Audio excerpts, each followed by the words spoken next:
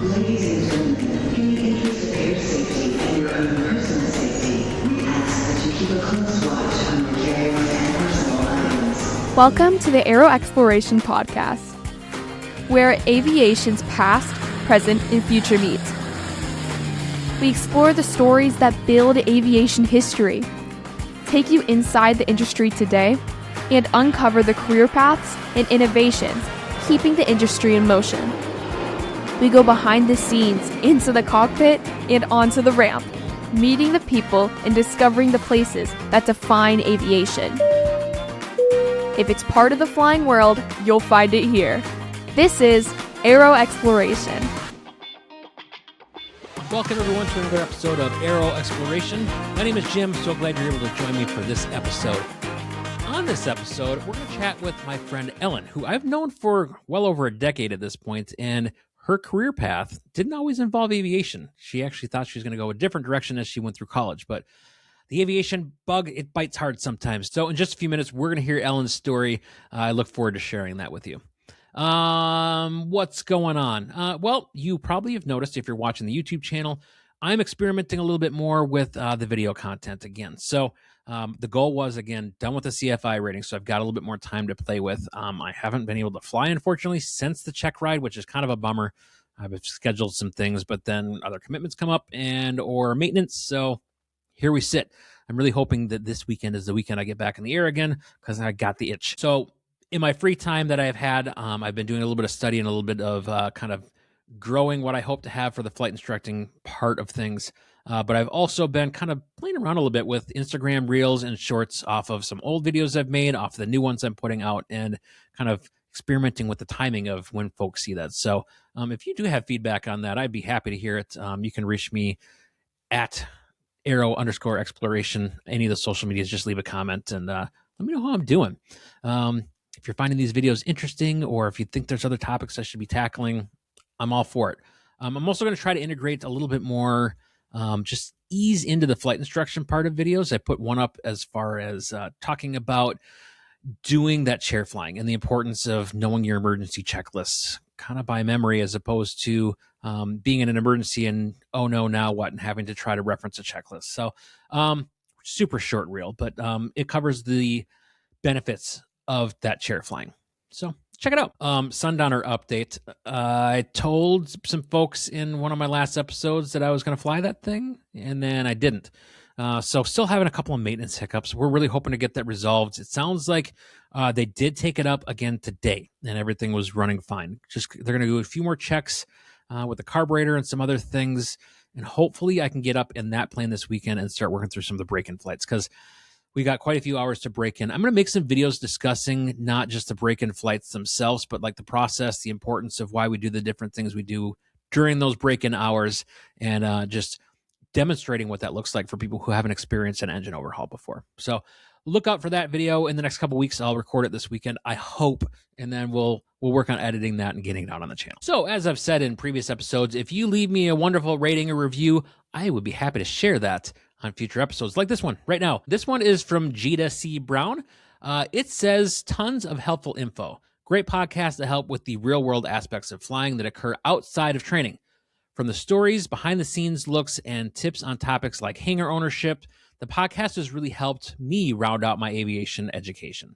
Always an informative and helpful listen. So thank you so much, Gita, for your comments. I appreciate that. And best of luck to you in your aviation journey as well. For those of you who might recognize the name Gita Brown, or if you don't, here's a little tip for you. Gita Brown is one of the co-hosts of the Calm Cockpit. It's a really, really informative podcast. It talks a little bit about the mindfulness of flying. It tells a lot of cool stories as well. So if you're not checking out the Calm Cockpit, please check that podcast out. It is definitely worth a listen. So hopefully we'll have Gita and her co-host John on the podcast in the near future. Disclaimer, I did not ask her to write that. She did that out of the kindness of her own heart, and I greatly appreciate the kind words. All right, so I promised you Ellen's story, so we're going to dive right into it. We're going to learn from Ellen all about her unique journey into aviation and the 135 operation that she works in, where she does aircraft management. She can explain what that means, how they make it all come together, and how people can get into that kind of work. Disclaimer, it's not the easiest way, but it's another avenue to find your way in aviation.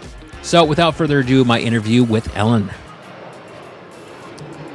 Well, I'm here with Ellen Quist. Ellen is someone I've known for quite a long time, and she's going to talk to us about kind of her roadmap into her career in aviation and kind of the unique work that you're doing in aviation now. How you doing, Ellen? I'm pretty good. How about you? Swell. Thanks for coming on. Appreciate it. Yeah, happy to. So I think I'll ask you the same question I ask just about everybody. Tell us a little bit about how you first got involved and interested in aviation. Well, I always liked planes as a kid. My family flew, a couple times a year, so I always liked when we got to go to the big airport and watch airplanes and stuff. But I think I really actually got involved with it in high school. I had a good friend who was in this program called Civil Air Patrol, which is the civilian volunteer auxiliary of the U.S. Air Force, and has a program for middle school and high schoolers that does a lot of like youth leadership development, other stuff like that. But there's also an aviation component too, in its role with the Air Force. And so I got into that as a sophomore in high school, really took to it. And it was fun because, in the summers, we would get to do air show events and stuff like that where we were, parking airplanes and, you get to see everybody flying in and out, stuff like that. They also have an orientation flight program as part of CAP. So what that means is that the cadet members or the kid members have the option to do 5 funded, like paid for, free to us, orientation flights in single engine Cessnas. And I only ever got to do 2 of them, kind of back to back, but it was kind of neat because they take you up and they let you fly the airplane and do all kinds of stuff. I mean, nothing too crazy, but you get to fly it, and I got to do like turns and climbs and descents and stuff. And I was 15 at the time, so I like to joke that I flew a plane before I ever drove a car. So that was kind of where I really first got like an actual taste for anything related to aviation. But like I said, I mean, as a kid, I always liked planes and flying. I just didn't really think about it as a career choice until I got out of college. Okay. So you mentioned college. So you didn't go down the road of trying to find a career in aviation right away, right? No, not at all. I think when I was growing up, I thought it would be cool to maybe get my private pilot's license someday just for fun. But in my youthful naivete, I think I thought that the only jobs available as a pilot were you could either go fly airlines or you could go into the Air Force. And of course. Maybe it's right. And maybe it's ironic that, I did an Air Force associated program and didn't really want to go into the Air Force. But part of that was because CAP showed me and I'm like, I don't know if that's quite for me. And I really did not want to be an airline pilot. I don't know why at the time. I just really didn't. So anyways, I liked science classes in high school. I had some really great chemistry teachers. And so when I went to college, I was thinking I was going to get a degree in chemistry, and I ended up in a degree in biochemistry, which is the same but more coursework. So that's what I did. But I spent 2 really lovely summers working in a lab and decided that I did not want to have a lab job after I graduated, which is what I thought I would do when I went in. Yeah. Go work in a virology or an immunology lab. My brother joked that I was going to cure cancer. I am not going to cure cancer. I'm sorry to everyone. You were the one. The lab life was not for me. There was not nearly enough immediate gratification. Sure. Well, that stuff's probably just a real grind, Yeah, I mean, and there were parts of it that I really enjoyed, and I liked the people I worked with, and it was interesting, but there was something about that whole thing where you could spend a 30-year career chasing something and never get there, and I decided I would lose my absolute mind if I did that. So I got out of college, and in classic fashion, my mother was like, well, you have to get a job. Duh. And she was like, well, what do you like to do? And I was like, well, in high school, I always liked the stuff at the airport. And, with a bachelor's degree and not huge work experience or no graduate degree or whatever, I mean, your job options are kind of limited, right? Yeah. And I didn't have biochemistry is science technical, but it wasn't an engineering degree or any kind of a computer science technical degree. So I looked, and there happened to be an FBO line tech position open at the local airport where I was doing Civil Air Patrol stuff in high school. And it's kind of funny how I got hired because I started the application process online and got halfway through it, and they asked for a cover letter and something else. And I was like, for a $12 an hour line tech job? I think not. So I just closed out of it. I didn't finish it. I didn't submit it.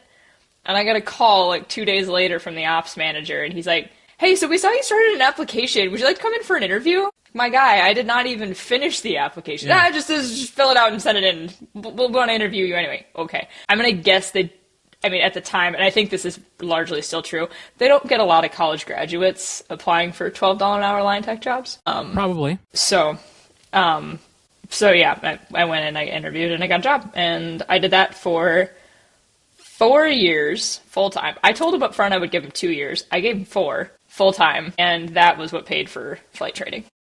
Okay. So while you're in college, were you taking any flight training before that, or did all this start after you graduated? This all started after I graduated, because when I went to college out in New York, and small liberal arts college, there was an airport that wasn't that far away, but none of that was really on my mind at all. Partly because I wasn't working at the time, so I didn't have any money, and my parents were not going to pay for it, which I respect. Fair. That's fine. So, yeah, it wasn't really something I had thought about. But one of the things I had thought about when I started the line tech job was, this is kind of a funny story. My dad had a friend, former colleague, I can't remember quite how they were connected, who was a retired air traffic controller. And we were kind of pen pals for my senior year of college. And it was funny because he would write me letters on old sectional charts and stuff like that, and told me, he had all these stories that he'd written up about, some of his interesting experiences during an air traffic control career, that he had typed up into kind of a little novella, anthology collection of stories thing. Okay. And I read that and I was like, wow, this is interesting and this is fun and this is cool. And the radio part of all of that had always kind of interested me from the air shows that I did in high school, where, there's always a couple of us were on a radio actually talking to pilots for that stuff. Right. And so while I was starting at the FBO as a line tech, I thought, maybe I'll apply for ATC and see if I get picked. I did apply. I did not get picked. And so, they only have openings for general admits once a year. If you didn't go to school for ATC or you don't have military ATC experience. So I had to wait for the next window, which was going to be at least a year later. And while I was waiting, I was working and I met a flight instructor at the local airport, one Cheryl Dammel, who I know her. I believe you also are quite well acquainted with. Very much so. And, right. And so in that time, I was working, I was getting paid very little, but I was living at home. My car was paid off. I was on my parents' health insurance because I was 23. And, I got to this point where I'm like, wow, I actually do have some money sitting aside now that I could maybe use if I wanted to get my pilot's license, because I can't apply for an ATC slot for another year. I didn't really have anything else I was doing or looking to do right away. And so I talked to Cheryl and said, hey, I actually kind of think it'd be cool to get my pilot's license, and I think it'd be cool to train with you. And ironically, she had done some flights with my friend that got me into Civil Air Patrol, many years before that, 6-7 years before that. Actually probably longer than that. Anyways, and she was like, yeah, I'd love to work with you, but, there's a wait list and blah, blah, blah. So, I think I waited 3 or 4 months before there was an opening at the flying club and with her. And then once I started my private pilot training, I was like, oh, this is great. I like this. And in that time, so by the time I finished my private pilot training, I'd been working at the FBO for about a year and 4 or 5 months, not quite a year and a half. When you're working in the private aviation side, you suddenly realize that there are a lot of pilot jobs that are not airline pilot or Air Force pilot. There's charter, there's corporate, there's survey, there's medevac, there's border patrol, police, all the other stuff, right? That I don't think always gets talked about or spotlighted in the mainstream world, just because there aren't as many of those jobs. They're a lot more low key, and the paths to getting to any of them are far less well defined. But because I had been, working in that part of the industry, suddenly I realized there's tons of pilot jobs that are very different, and that was really appealing to me. And so after I got my private pilot's license, I was like, wait, what if I tried to go and do this? And that was what led to the whole rest of it, basically. Gotcha. So was there any specific job that you saw out there that was outside of the norm that interested you more than the others, or just knowing that there was a path beyond the airlines and the military? It was a little bit of both. I think part of it was just, there are jobs that aren't that, but the charter corporate side appealed to me just because, you're flying different airplanes, you're going to different places. This is going to sound weird, but, I never had any interest in flying really big jets. Do I love the 7.5? Yes, I do. But do I want to be a 7.5 pilot? Not really. I really don't. It's just not and I don't know if it's that I don't want to be responsible for 200 people in the back, or if it's just that there's a point at which I'm I feel like you lose the flying part of it. And that is not to knock the airline pilots and what they do in their careers. If that floats your boat, fantastic. Thank you for doing it, because I rely on that in my job. But it wasn't for me. So I was like, oh yeah, the small jets and stuff like that? Yeah, that feels like more my speed. Okay. So I think it was just kind of, I didn't know what I was going to do. I kind of had an in with the local charter company because they knew me while I was training. And, we had talked and they're like, yeah, get your hours, get your commercial multi, come talk to us, blah, blah, blah. I think at one point maybe I thought I would do that.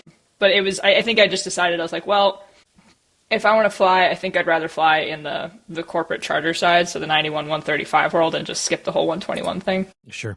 So your connections with working in the FBO, was that beneficial for you, like building networks and things like that? Yes, I would say that is the entire reason I have a job at all. Okay. In fact, all of the, like, I kind of wear multiple hats in terms of like what I actually do for work, but all of those hats came from that, essentially. Okay. So how did things progress for you from there? So you get your private pilot certificate, and then where do you go from there? I got my private pilot. About 4 or 5 months later, I started working on my instrument rating. I got that in June of 2019. I did my commercial later that summer. I knocked my commercial out in about a month. And yeah, I had a lot of people ask this at the time, and still do. They're like, how did you do all that so fast? And it is not because I'm brilliant. It is because, again, I was at that point 24 and had nothing else to do with my time. Okay. And I did not have to pay for kids, and I did not have to pay rent. And again, my car was paid off, and like, you know what I mean? Like, I was really lucky because I had not a lot of expenses and a lot of free time. And because I worked the 6 to 2 shift, like 6 a.m. to 2 p.m. shift, I had afternoons where I could go do flight lessons, and I was already at the airport, which is about as easy as that gets. Right. So I went and got my commercial, and by the time I had my commercial, I had somewhere between 400 and 600 hours. Okay. So I flew a lot. And after that, about 4 or 5 months later, I was bored out of my mind because I hadn't applied. I was like at the wrong time of year to try and get like a survey job. And after watching all the survey kids come through the FBO, I was like, I don't know if I hate myself enough to try and do that because that looks miserable. So I went back to Cheryl and said, Cheryl, I know that we talked. I said I wasn't going to do this, but I'm bored. Can we do my CFI, please? And so we did my CFI and knocked that out in about 6 months. And then a couple months later, we were like, okay, yeah, that's right. We got to do the double I. Because I really wanted my double I. I wasn't super interested in doing private pilots, but I wanted to do instrument stuff. And so we went and did my double I that fall. And that allowed me to quit my full-time FBO job so that I could teach. Coincidentally, all of this was happening. My CFI double I was 2020, and I was working in 2020. Okay. And in the FBO industry in 2020, circa March, business traffic dropped off about 80%. Weird. So our company furloughed probably 75% of the staff at every location, laid off or furloughed. So when Minnesota shut down for lockdown at the end of March, we went from a staff of 14 people down to 5.5. Wow. On the same hours with the exception of overnights. I think we cut overnight staffing. But so essentially, those of us that were kept, and I was one of the ones that was kept, all of us were probably doing the jobs of 2 people, if not 3, at any given time. And they furloughed all of our customer service representatives, but I was fully cross-trained from the Super Bowl a couple of years ago, and having worked some time as a customer service rep in between there as well. And so they kept me on because I could do all the line tech stuff, and I could do all of the customer service stuff. So by the end of 2020, I was really ready for a break. I'll bet you were. Yeah. So I was like, for my own mental health, I need to not be doing this. And by that point, I had my instructor rating so I could teach. Okay. So that was what led into that part of it. But what was happening at the same time as all of this is I had made a connection with one of the guys at the FBO who bought a Cirrus. He put me on the insurance, so I was doing a little bit of contract flying for him.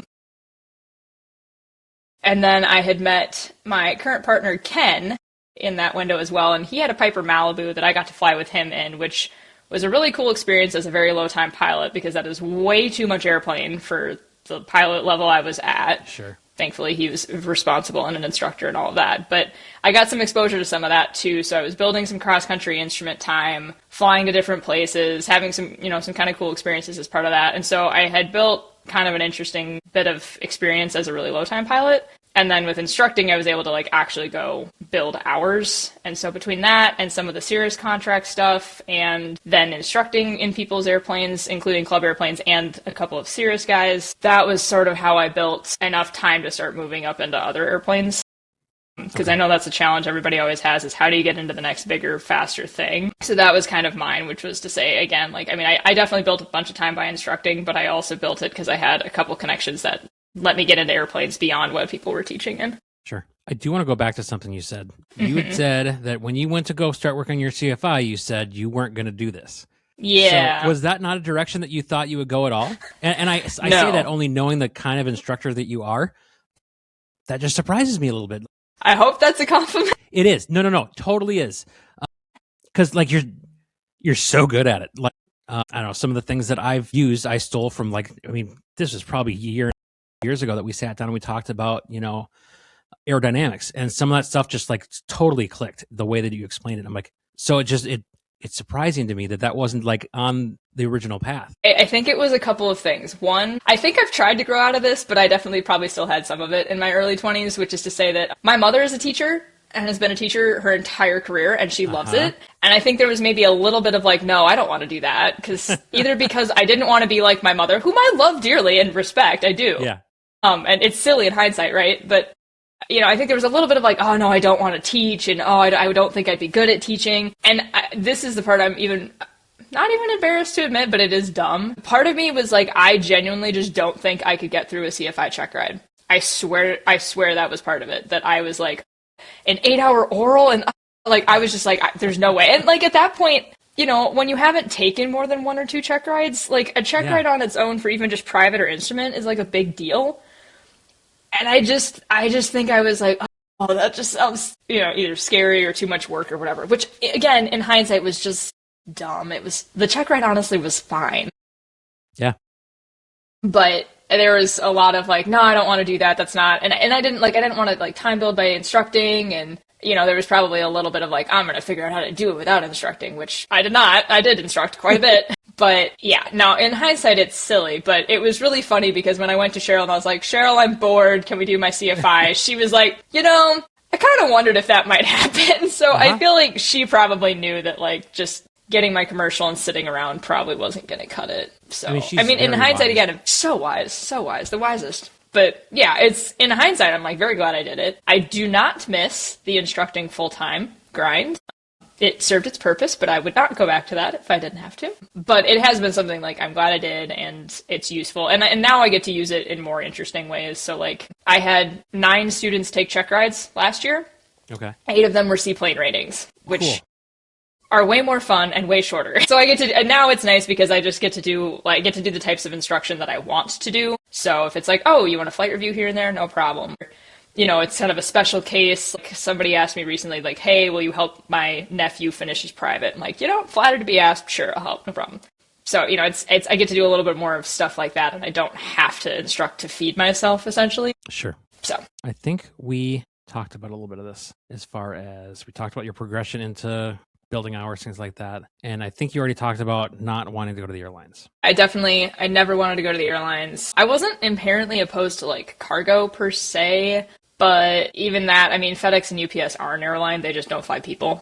Yeah. And to be clear, if for whatever reason, somebody put a gun to my head and said, you must pick an airline job, I would be like, UPS or FedEx immediately. Like, that is definitely where I would go.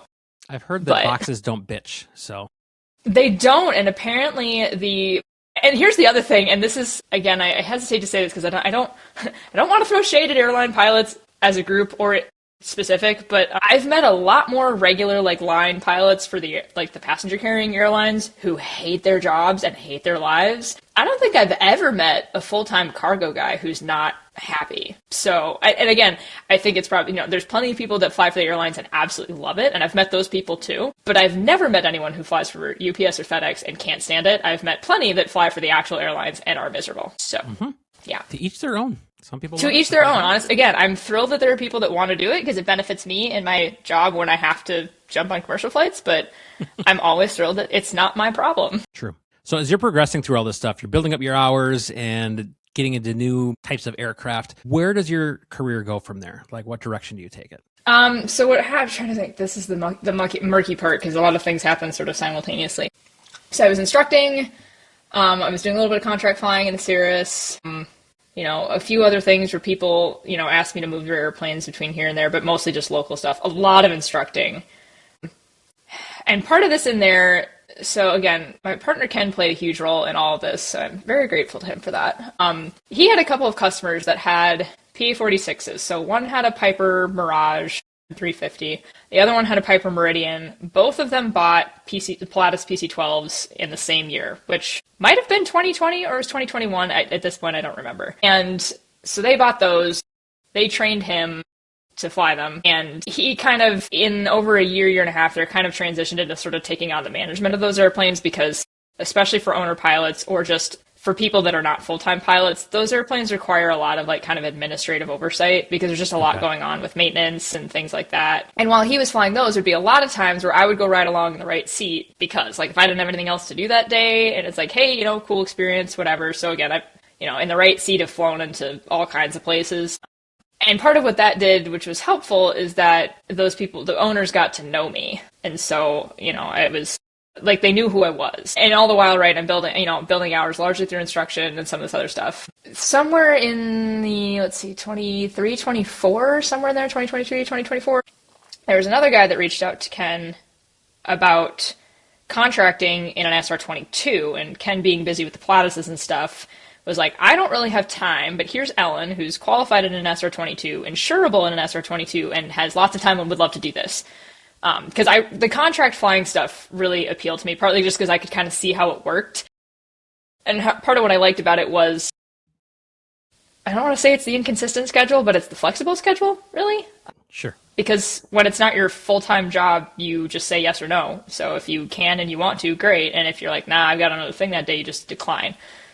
Obviously, you don't get paid if you decline, but it works out well because you can just weigh like, well, how important is this family event, or do I need the money, right? Right. So so I started flying in this Cirrus, and the first year I flew that it was mostly one guy, and then a little bit for a second one in the fall. I probably flew 150 hours in that airplane. Okay. And again, I'd already been flying a couple other people's Cirruses. We did that for a year or two, and somewhere in there around 2024, yes, end of 23? Yes, end of 23, we had another longtime contract customer in one of the longtime lease customers in one of the PC-12s decided they needed their own airplane, and they went to go buy a Piper Meridian. And at that point, I had probably 1,500 hours, somewhere in there, 1,500, 1,600, somewhere between 1,500 and 2,000. I don't remember where I was at. And again, this is part of like, Ken had kind of developed this management thing that was sort of like, okay, we had the PC-12s, which was really two PC-12s and a Meridian because one of the PC-12 owners had a Meridian already. So there were sort of three airplanes there that we'd kind of loosely been managing. And then this fourth customer decided to get the Meridian, and Ken was like, okay, great. Like, we're doing this management company thing now, and we're going to formalize it because we got enough airplanes, there's enough admin trying to keep on top of the maintenance and setting up pilots because he can't fly three airplanes at once. True. Right. Not for lack of trying, mind you, but it just never There's quite some works logistics out. that just don't work. Yeah, physics. So somewhere in there, we built the management company formed up. I think actually the management company formally started in early 2023. Again, the years at this point are a little fuzzy. So when this Meridian came in, it's like, all right, we're gonna put that in the management company. And oh, by the way, we can train Ellen to fly it because if you're trying to like in the corporate world, like the 91 world, insurance drives everything. So half of everybody's problem as a pilot, if you're trying to get into that, is are you qualified to meet the insurance minimums, or will the insurance cover you? And I have that conversation with people all the time when they're, at 600 hours looking to get into some of this stuff. Like, well, how do I do it? And I'm like, I don't have a great answer for you because sometimes you have to just get lucky. But one of the things that we do know is that it is always easier to get covered on a policy for an airplane that's like more than what you've flown before if you get in when they start the policy. Like when they buy the airplane, that is the easiest time to get in. The second easiest time is when you get to annual renewal. But so anyways, at that point I had enough time that when we brought that one to the insurance, they were like, oh yeah, no, well, like, sure, here's, actually they got a very reasonable premium, but also, yep, we'll cover Ellen, she needs to do an initial, blah, blah, blah, blah, blah, but we will insure her to fly this one. And that was huge because that was my first like actual real turbine time. And so I got into that airplane, flew that one, 60 to 120 hours. But then we had another Meridian that I could also fly. So I was flying that one too. And then at the end of 2024, the guys with the Cirrus, who had come under management a couple months before that, otherwise I'd just been doing a contract, they decided to go buy a Meridian. And so then there was another Meridian for me to fly. And so I was flying the Meridians and building, turboprop time with doing that. And all of this is like single pilot, PIC, IFR, all of the most valuable things in the corporate world. And then last year, we got to a point where it's like, okay, I had, 300 to 500 hours of turboprop time. Like, okay, now we can get 300 hours of turboprop time. They're like, okay, now we can see if we can get her on the PC-12s as the PC-12s come up for insurance renewal. And so I got into the PC-12s, and now I've done a PC-12 initial, and so I'm covered on, at this point, all of our airplanes in our company. the interesting and the nice thing for me was that I got into most of them at lower time than most people coming off the street could, because I had the in early, where the owners knew me. They're like, yep, we're willing to either cover your training or just let you train in the airplane, and we'll put you on the policy when it makes sense. So we have this conversation with people off the street sometimes who are trying to get into these and go, well, did you have that much time when you did this? And I'm like, no, I didn't, because when they bought the airplane, I was able to get in the door. You wouldn't be able to get in the door on that airplane now because they've had it for 3 years, and oh, by the way, you would be the most high-risk pilot on the policy. So one thing I've learned in my last 5-6 years is like just how like the insurance market works in aviation and how important that is on the 91 side. You don't deal with that at all in the 121 world, but in the 91 side, it's everything. So the aircraft management business that you guys are working with, yes, how does that work from like a client perspective? Like, how do you get into something like this? And like, what are the services that you all provide as part of the aircraft management? Sure. So the ones that, like, we started the aircraft management company with a couple of customers that Ken had been flying for on a contract basis for a number of years. And then there's been 3 groups we've added since then when they bought an airplane. And like a great example is we have a PC-12 that has 6 owners. They had 7 when they bought it. And as they were buying it, I think they were trying to figure out how the heck are we going to run this whole thing? Because you could see where this might be an administrative nightmare, right? Yeah. And oh, by the way, none of them are pilots. One of them has a father who's a pilot, but wouldn't be qualified to fly the PC-12 and probably wouldn't be insurable. And so they actually ran into one of our pilots who flies for us on a contract basis as they were looking for the airplane. And that contract pilot mentioned us to the pilot father of one of the owners. This is where it all gets messy. And that pilot father of one of the owners actually knew me because I had done his last flight review. And so they came and talked to us and said, hey, tell us about this management thing. And we're like, well, here's how it works. Here's what we do, blah, blah, blah, blah, blah. Fast forward, that's been one of our most consistent management customers for the last 2 years.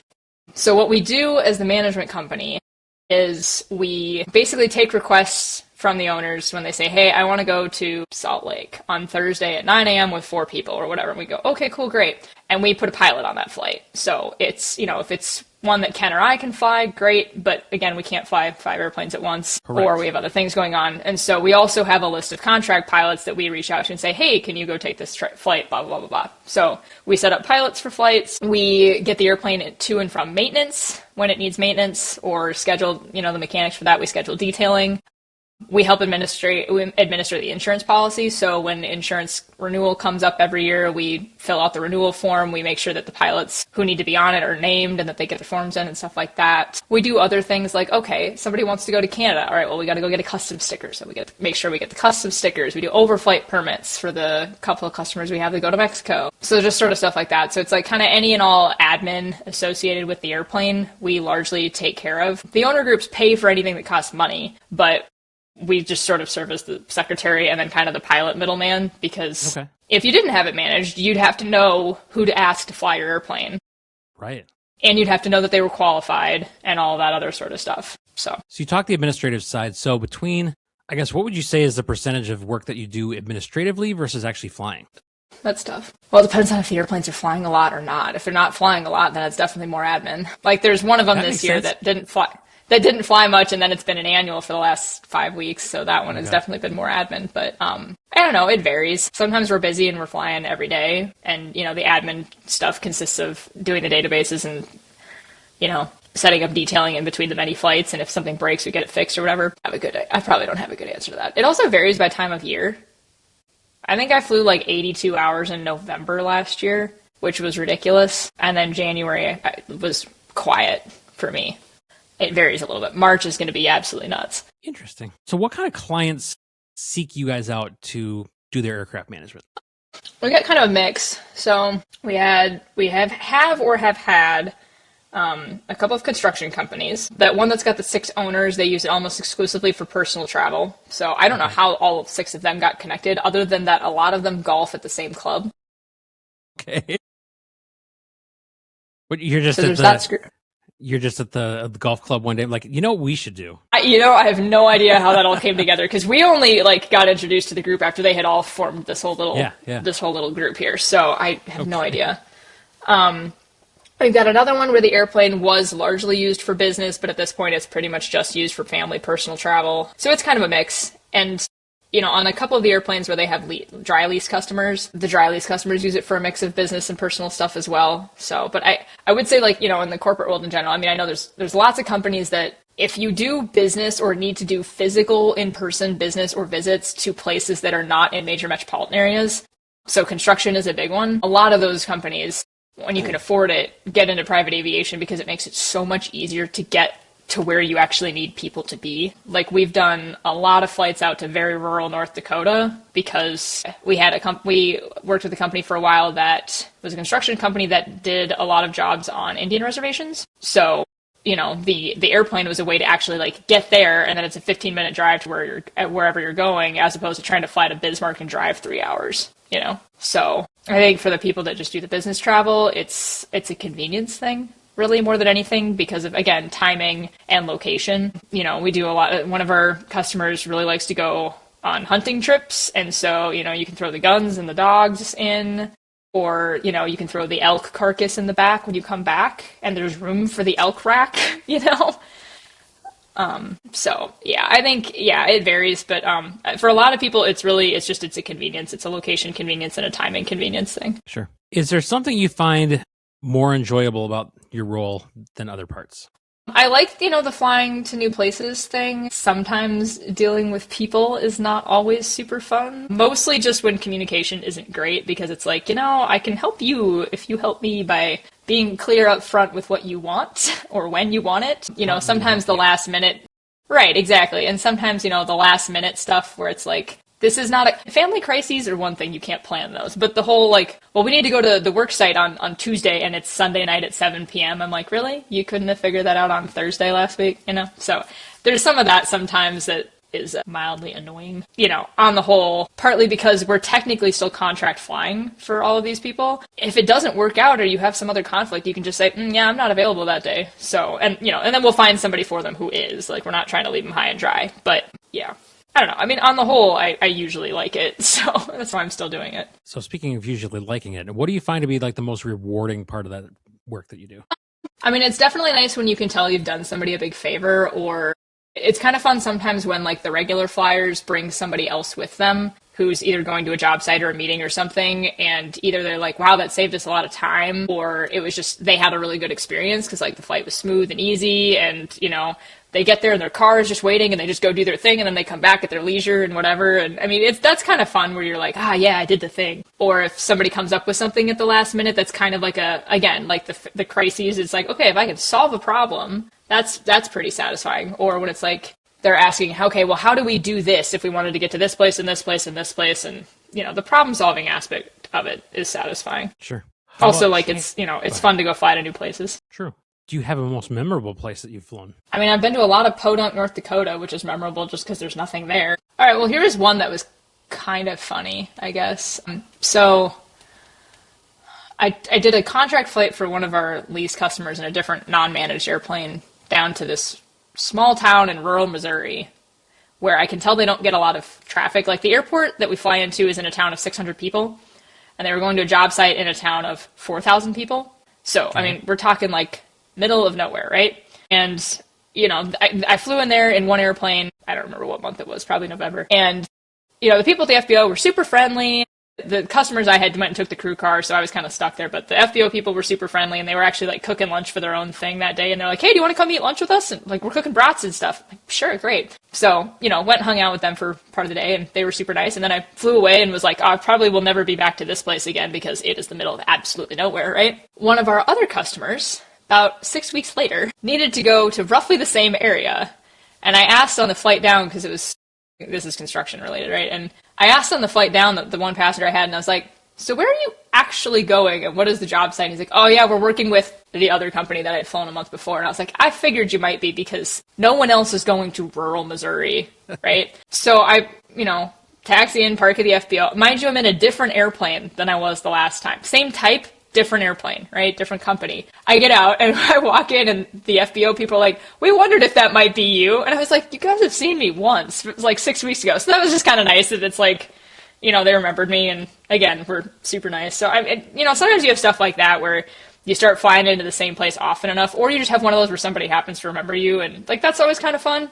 I don't know. It's again, it's just some of these small places where you're like, never thought I'd find myself here, but here we are. What kind of advice would you have for people that are looking into getting into this type of aviation? Well, I think one thing that I find when I'm talking to either lower time pilot friends of mine or just people I get connected with, because everybody, if you're trying to get into the corporate world, everybody's always like, oh, hey, are you hiring? And for a while, we actually were trying to hire.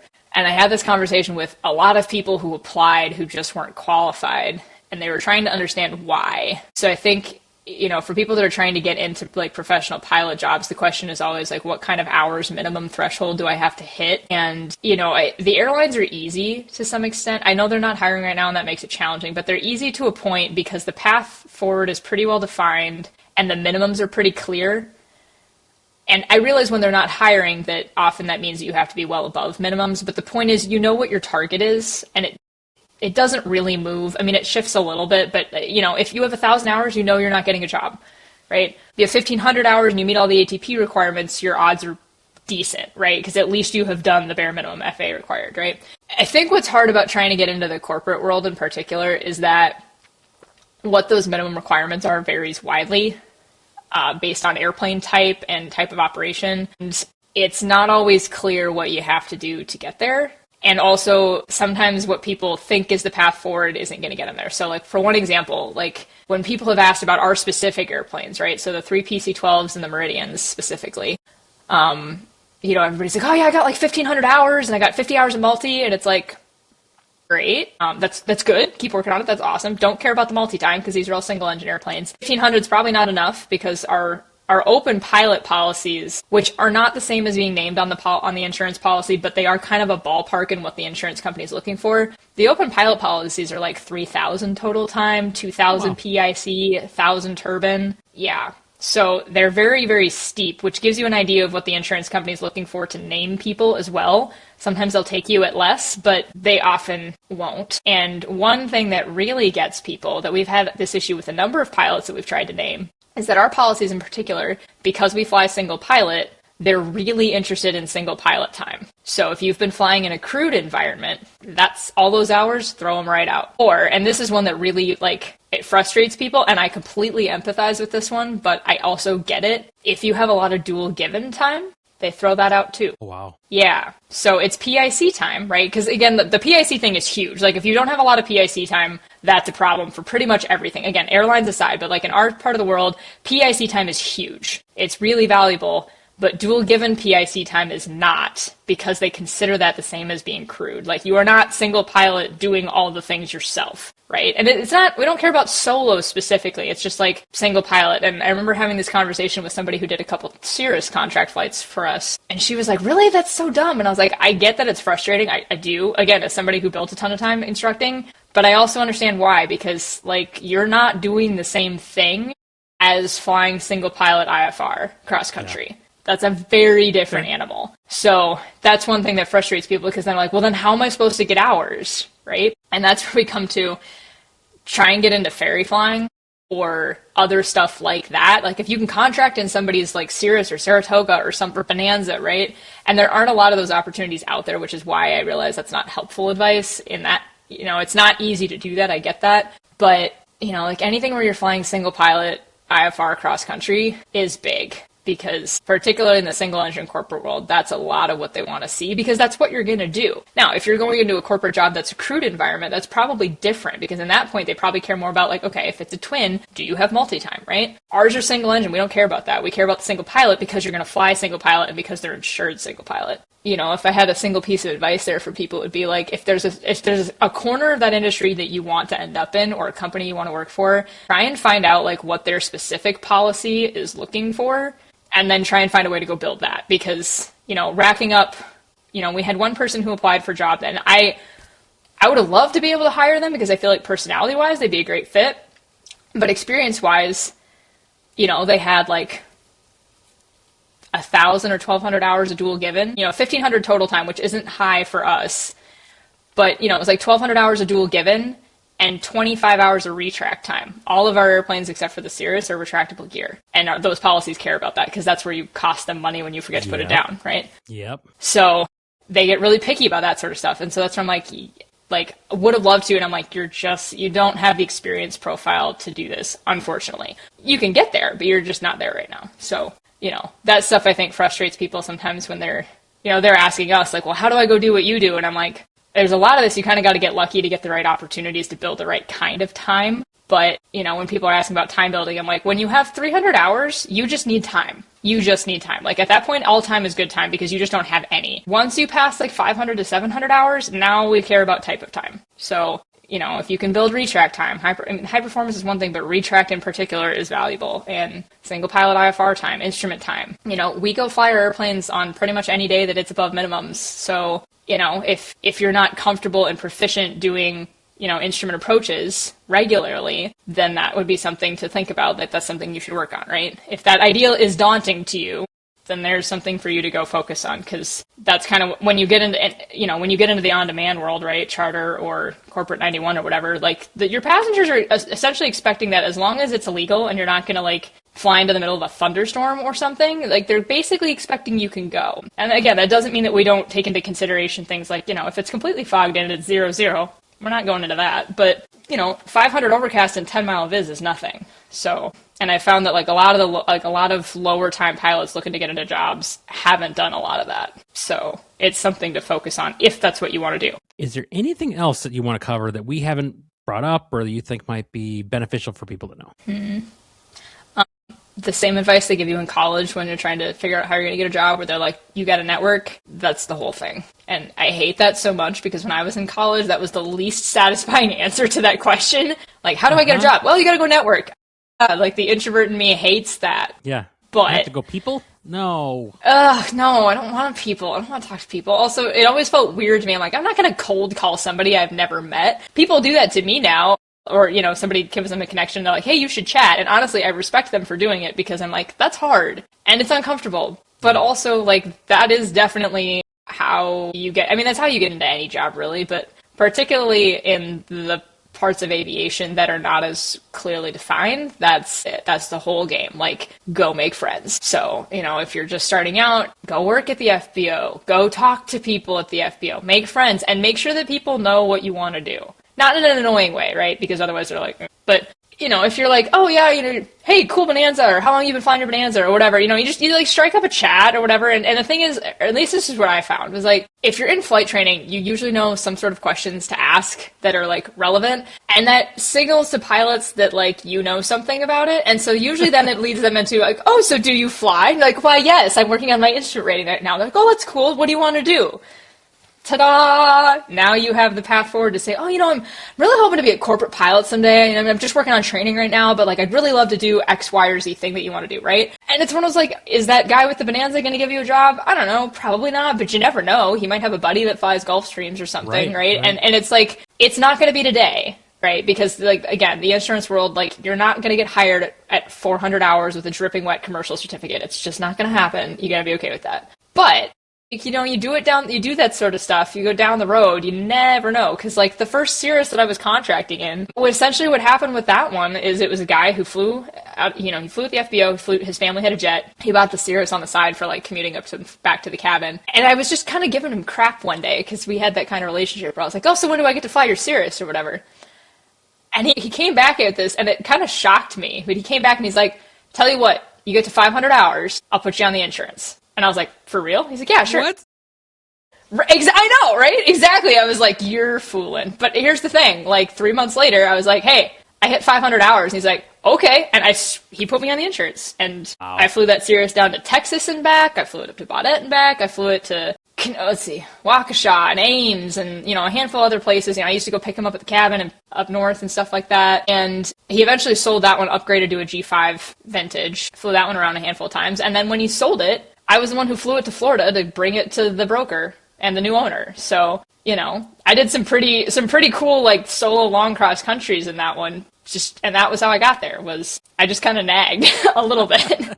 And, and you got to be careful with that. But that's where it's like, you build a relationship with people, and like most of them will give you opportunities if you kind of play your cards right there. So I mean, and again, that's how I got into flying with Ken, and that's how we're doing all of this stuff now. And and one of the things that he was doing when I first met him was he was doing all the test flights and ferry flights for Malibu Aerospace, which is up at the Anoka Airport, and does PA-46 maintenance. So Piper Malibu's, Mirage's, Meridians. And now, many years later, because I have the Meridian time, we got me into, like, okay, we signed off, we did some training in the Piston, Mirage, and Malibu, because he had a Malibu, so I had flown in the Malibu plenty years before I ever flew Meridian. And so at this point now I'm fully qualified in all three. And now I do a lot of the test flights and ferry flights for them as well, And that's, honestly, that's one of my favorite work things that I do. It's kind of in the management business. It's kind of adjacent to the management business, but I love doing the ferry flights. Those are fun. And the test flights are fun too, because you never know what you're going to find. I have a sundial where you can do some test flights and you can try to figure out what's wrong with it. Well, I've killed a couple alternators and magnetos, and I've had a few pitot leaks, and I haven't been doing it nearly as long as he has, so he's seen even more weird stuff. But those are kind of fun just because, like, they're fun because you're like, okay, what airplane are we getting today? And what are the avionics today? I don't know. We'll find out. Sure. And just get in and you figure it out and you go. And then, you learn more about how things work and systems and all that sort of stuff. But I think, part of it's just like, how do people get into it, right? Mm-hmm. Again, it's easy to be like, oh, you just go to UND and then you just get an airline job. But, right. If you're 25 or 30, that ship has probably sailed. Right. Which, it's probably still easier when you're 25 or 30 than it is when you're 45 or 50. Like, part of it's just kind of like, okay, if you wanted to get into it, how do you do it? Right. Because that's always the question people ask. And like, okay, yes, go get your private instrument commercial. Like, that's the basic starting place for sure. But then what? Right. And like, and CFIing to build time is a perfectly acceptable avenue. But like, please only do that if you actually care about teaching. If you do not care, please spare your students that experience. Yep. I was going to say something similar to that. There's just too many out there that are, I'm going to get my hours and then see you later. Yeah, I mean, and the thing is, like, I totally respect that there are people who are like, I really just want to get my hours and get to an airline, but who also, like, take the time and put the effort in while they're doing that. Yep. And that's fine. I have no problem with that. And I've had a number of them as, like, seaplane students. And I'm like, I can believe you're probably a very good instructor because you very clearly care about this. I know that when you hit 1,500, you're going to be like, Endeavor, pick me up, which is fine. But, that's really all. It's like, all I ask is, I'm like, if you're going to do it, please, like, put the correct effort into it while you're there. You don't have to do it forever, I mean, your students deserve it. Right. It's just, you can imagine, like, if you were on the other end of it, right? And plenty of people have been on the other end of it, and they're like, yeah, it sucked. I'm like, everybody deserves better than that. You do not have to do it you don't have to be a career instructor. And, that was kind of part of why I eventually decided to do it, is I didn't want to be a career instructor, but it was a way to do something, and it was a way to fly and get paid for it instead of flying and paying for it. And again, like, now I get to do specialized stuff, right? I get to do seaplane training, and I just do flight reviews for people who come to me and ask, or people who I know, or, my previous students, and, when my previous students come back and say, hey, will you come do this thing? I'm like, yeah, I will, because I know you and I know how to work with you and you're fun, right? And it's easy. Not to say I won't take new students for other stuff, but sometimes I just, like, I don't have a lot of time for that. So I get to be a little more intentional about how I use my time now. But it's like, it's a good thing to have. Like, it's a good resource to have. Well, thank you so much to Ellen for coming on this episode of the AeroExploration podcast. Super grateful for her to take the time out of her busy schedule to tell us all about her journey in aviation. I think it's really interesting to hear her perspective and just the different avenues there are and things you can do in aviation. It doesn't have to be UND to the airlines or the military to the airlines or even the airlines. As Ellen talks about, there are other opportunities out there that might not be what you think of when you think career in aviation. The other thing I'm going to point out is a very common theme on this podcast of finding your mentor, finding your people. Ellen talks about it too. It's talked about just about every episode. So if you're not out there finding your mentor or finding your people in aviation, what are you waiting for? Get out there, strike up a conversation, and you too might find your path and whatever that will look like for you in aviation. So big thank you once again to Ellen. I really appreciate the time. And I've known her since before she did any of this. She was in Civil Air Patrol, which is where I knew her originally. Then she goes off to college and lo and behold, she comes back, gets into aviation, and the rest is history. I've learned so much from her as an instructor.